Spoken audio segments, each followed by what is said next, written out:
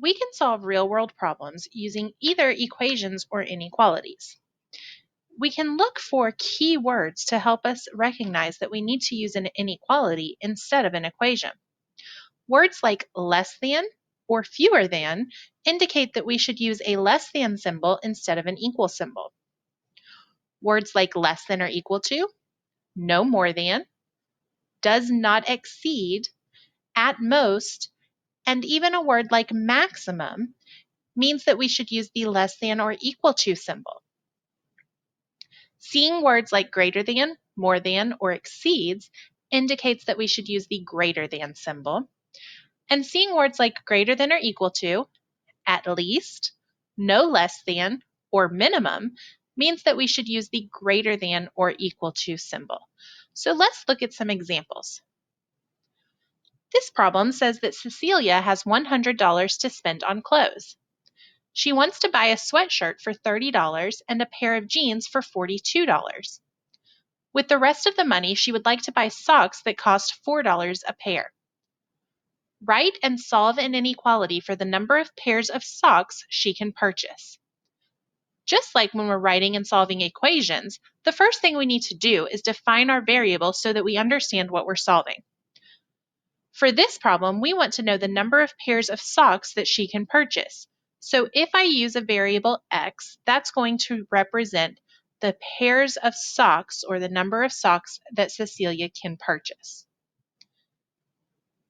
Now we need to write and solve an inequality. We see that Cecilia is buying a sweater for $30, and she's also buying a pair of jeans for $42.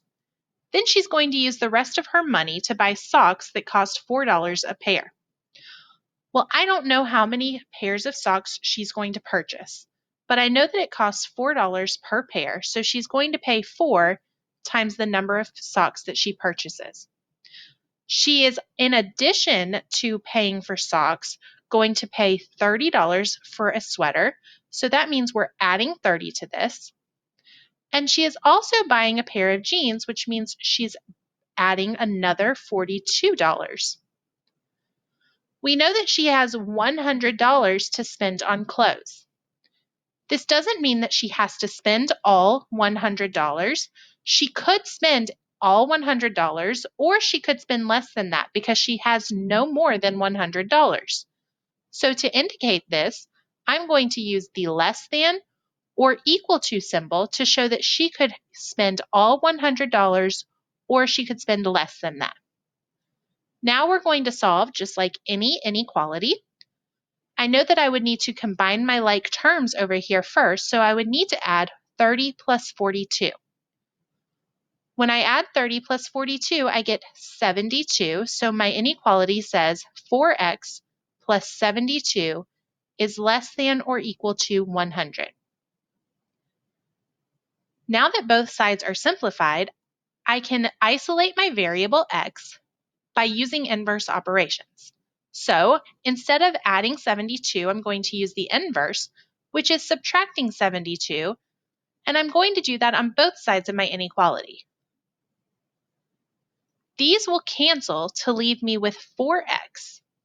Then I'm going to bring down my less than or equal to symbol, and 100 minus 72 is 28. Now, to get x by itself, I need to get rid of my 4.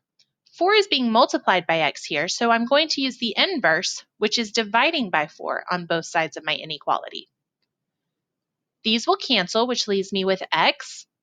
I divided by a positive 4 on both sides, so I do not need to flip my sign, so it's still going to remain less than or equal to. And then 28 divided by 4 is 7. So I know that x is less than or equal to 7, but what does that mean in terms of my problem? I know that x represents the pairs of socks that Cecilia can purchase. So if x is less than or equal to 7, that means that Cecilia can purchase exactly 7 pairs of socks, or she can purchase fewer than 7 pairs of socks, and she will have enough money to do that. Next, I see that Zachary has $50 to spend on his vacation. He would like to save $10 for souvenirs on the last day. He spent $12 at the water park and $8.50 on food. With the remaining money, he would like to play arcade games in the hotel. Each game cost $1.50. We're going to write and solve an inequality for the number of games he can play. So, for this problem, I'm looking for the number of games that Zachary is able to play. So I'm going to use G to represent the number of games. Now I'm going to use this information to write and solve an inequality. So let's look at what we know. Zachary has $50, so I know he has $50 to spend. He's going to save 10 of that dollar, so he's going to have 10. He spent $12 at the water park, so he's going to spend 10 on souvenirs. He's already spent 12, so we've spent 10 and 12. And he's already purchased $8.50 worth of food.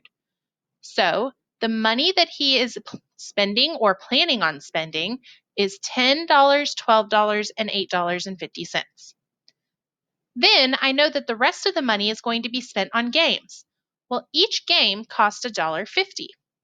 Since I don't know how many games he's going to play, I know that we're going to add the cost to what he's already spent or planning to spend, and it's going to be $1.50 for each game.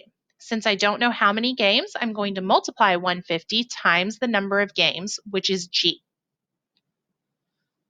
Since I know that Zachary has $50 to spend, I know that he can spend all of his $50, or if he doesn't want to, he doesn't have to spend all of it, so he can spend less than or equal to the $50 that he came with. Now I need to solve my inequality, so the first thing that I need to do is simplify my expression on the left side. So I'm going to add 10 plus 12 plus 850, and that gives me $30.50. Now I'm going to continue. Plus 150G is less than or equal to 50. Now I'm going to solve. To solve this inequality, I'm going to subtract 30/50 from both sides of my inequality. 30/50 minus 30/50 cancels and leaves me with positive 150G, and then is less than or equal to. And when I do 50 minus $30.50, I get $19.50. Now I need to divide by 150 on both sides, which is the inverse of multiplying by 150, to get G by itself. My 150s will cancel to leave me with G. I did not divide by a negative number, so I do not flip my sign. It remains is less than or equal to. And when I divide $19.50 by $1.50, I get 13. This means that my solution is G is less than or equal to 13. But what does that mean in context of this problem? Well, G represented the number of games that Zachary can play. So if G is less than or equal to 13, that means that Zachary can play exactly 13 games, or he can play fewer than 13 games and still have enough money. Next, I see that Addison plans to sell cookies at the craft show for $5 per box.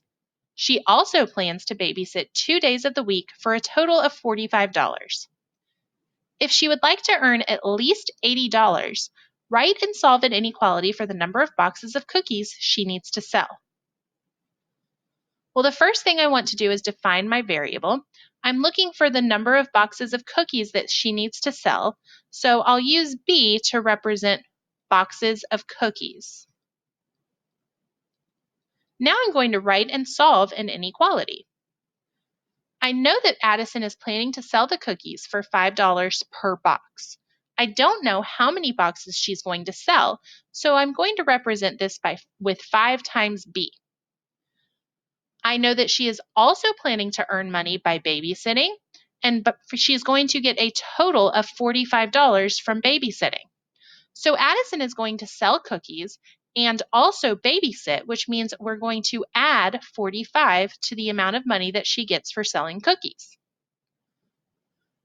I know that Addison wants to earn at least $80. If she wants to earn at least $80, that means that she would be happy if she earned exactly $80, but she also would be happy if she earned more than $80. So the sign that we're going to use here is greater than or equal to 80. Now we're going to solve our inequality. So we're going to subtract 45 from both sides of our inequality. These will cancel to leave us with 5b is greater than or equal to, and then 80 minus 45 is 35. Now we'll divide by 5 on both sides of our inequality, and we're left with b is greater than or equal to, and 35 divided by 5 is 7.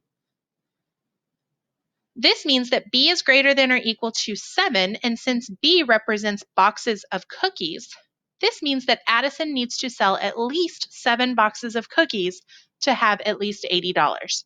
That means that she should sell 7 or more boxes of cookies. Our last problem says Colby is saving money to go on vacation during spring break. He wants to save at least $150 for the trip. He already has $30 in his account. If he earns $8 for each lawn that he mows, write and solve an inequality to determine the amount of lawns he needs to mow to save up enough money. So the first thing I need to know is, what are we looking for?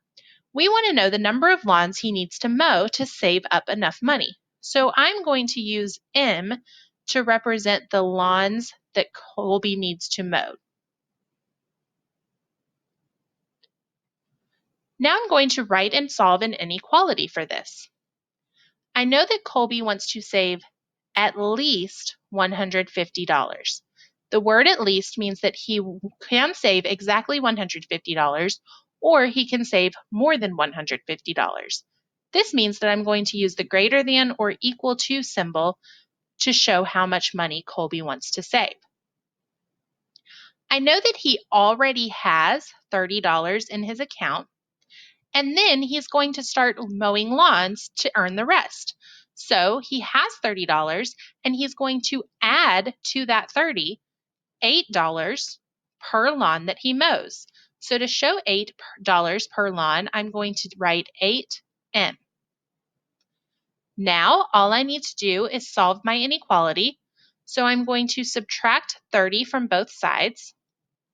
These will cancel to leave me with 8M is greater than or equal to, and 150 minus 30 is 120.